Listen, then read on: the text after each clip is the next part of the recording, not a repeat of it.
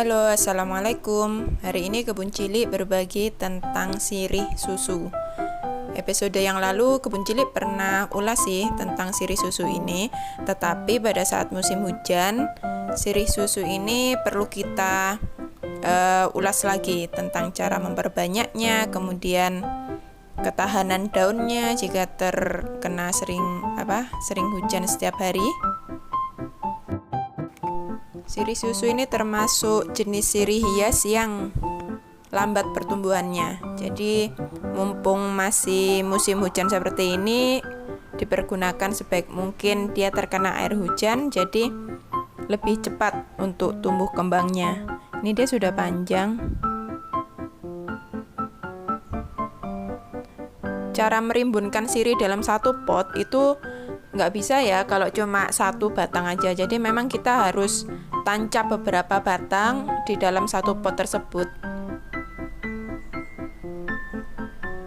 Nah, kalau untuk memperbanyaknya seperti sirih yang lainnya, teman-teman bisa pakai teknik merunduk atau stek batang atau pakai air. Memperbanyak pakai air, teman-teman terserah lebih suka yang mana, karena kalau misal memperbanyak dengan air kan setiap kondisi air di masing-masing daerah atau rumah ini kan berbeda. Jadi kadang ada yang lebih suka pakai stek, ada yang lebih berhasilnya tinggi jika pakai air.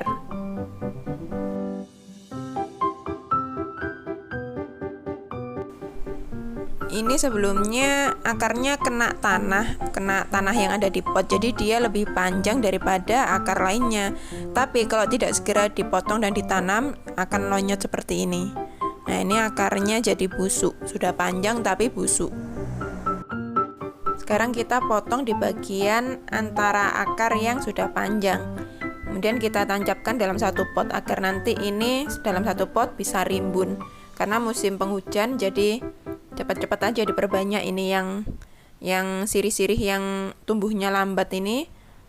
Jangan sayang, jangan eman kalau mau potong-potong. Ini ya akarnya panjang di sini, jadi kita potong batangnya di sini.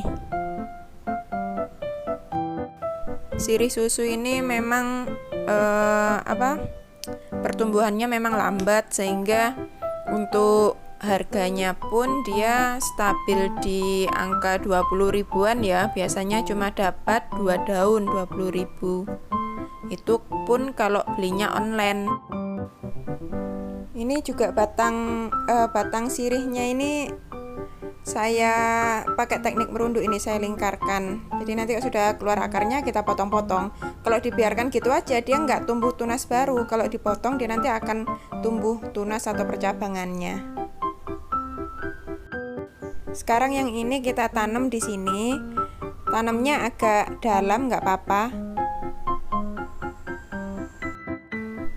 Setelah itu tanah-tanah di sekitar batangnya kita padatkan sedikit agar nggak jatuh karena akarnya belum terbentuk kuat.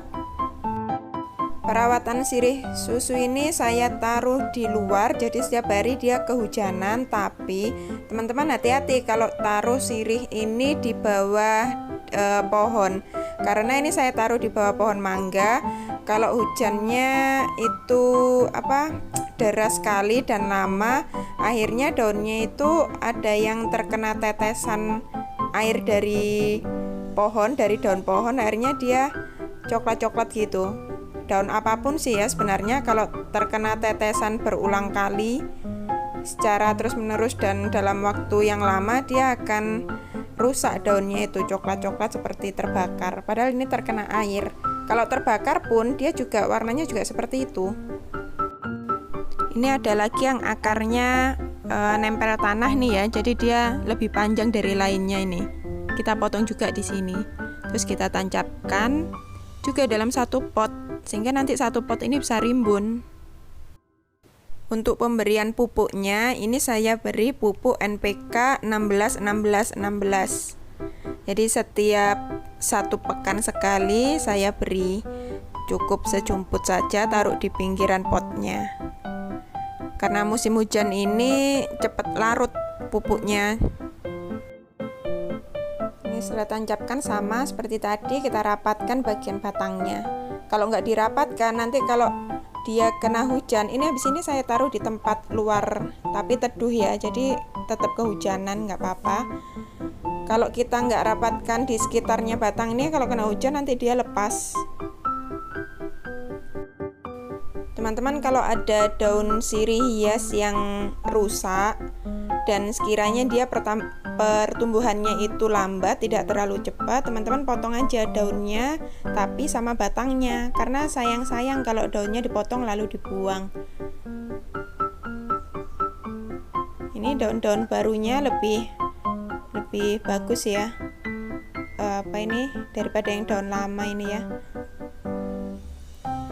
Nah, yang itu pot kecil itu saya tanam daun-daun yang udah rusak, jadi saya potong sama batangnya. Daunnya udah rusak kan, saya potong sama batangnya, saya tanam, akhirnya dia muncul daun baru lagi. Jadi kalau ada daun-daun yang rusak jangan dipotong daunnya saja, sekalian sama batangnya kecil, jadi nanti dia jadi muncul tunas baru lagi.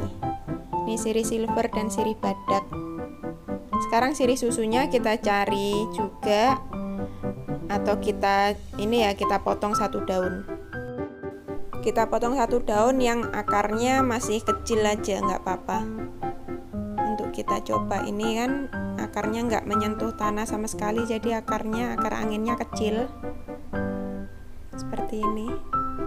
Kita potong satu daun, potongnya agak mepet yang daun sana, karena nanti kan ada proses pembusukan di batangnya, jadi agar perjalanan busuk ke akarnya itu lebih lama, kita potongnya jangan mepet-mepet akar. Sekarang kita tanam di sini. Kalau tanam satu daun gini di tempat yang kecil aja, nggak perlu terlalu besar tempatnya.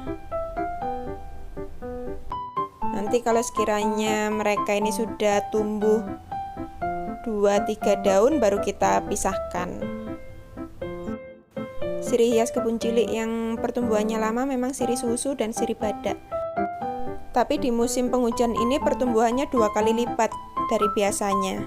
Dari biasanya pada saat musim kemarau, meskipun kita sudah rawat dia, kalau di daerah yang panas pertumbuhannya dia lambat. Jadi mumpung musim hujan, kita perbanyak sirih-sirih hias yang pertumbuhannya lambat. Kita manfaatkan musim hujan dan kelembaban udara yang lebih tinggi dari biasanya. Selamat mencoba teman-teman.